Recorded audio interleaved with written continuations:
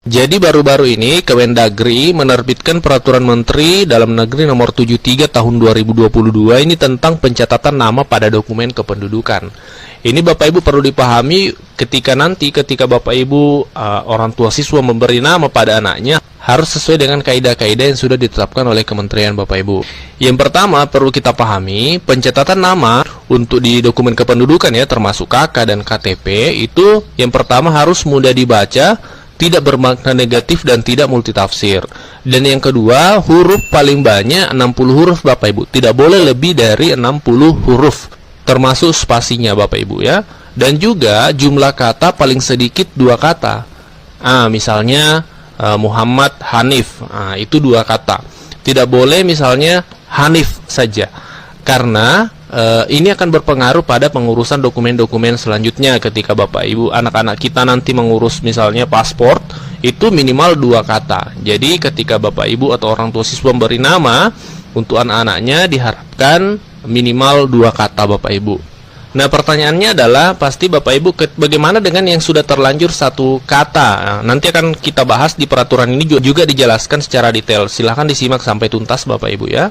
Dan selanjutnya di pasal 5 dijelaskan tentang tata cara pencatatan nama kependudukan dilarang. Yang pertama disingkat. Nah tidak boleh disingkat Bapak Ibu. Misalnya Muhammad Hanif disingkat menjadi Muh Hanif. Itu tidak boleh Bapak Ibu. Dalam peraturan baru ini tidak boleh lagi disingkat. Jadi harus ditulis lengkap Muhammad Hanif seperti itu.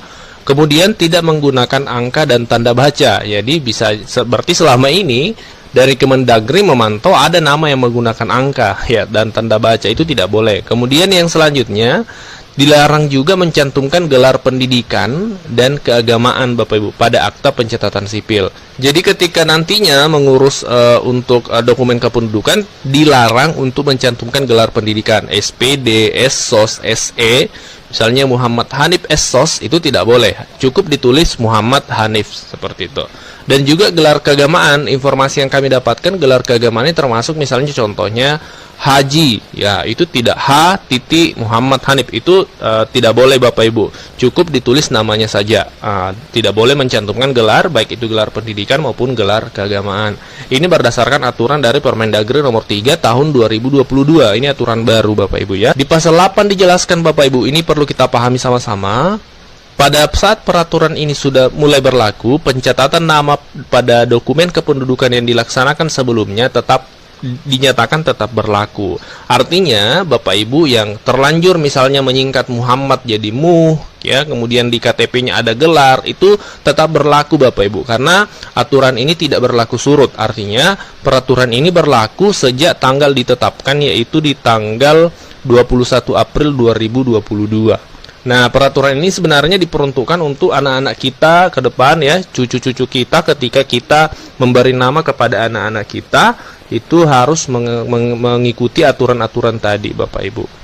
Di antaranya mudah dibaca ya, jumlah huruf tidak boleh lebih dari 60 huruf ya. Kemudian paling sedikit 2 kata. Itu yang diharapkan. Kemudian juga yang dilarang tadi adalah tidak boleh disingkat ya, tidak boleh disingkat namanya. Kemudian misalnya Abdullah menjadi ABD ya, seperti itu.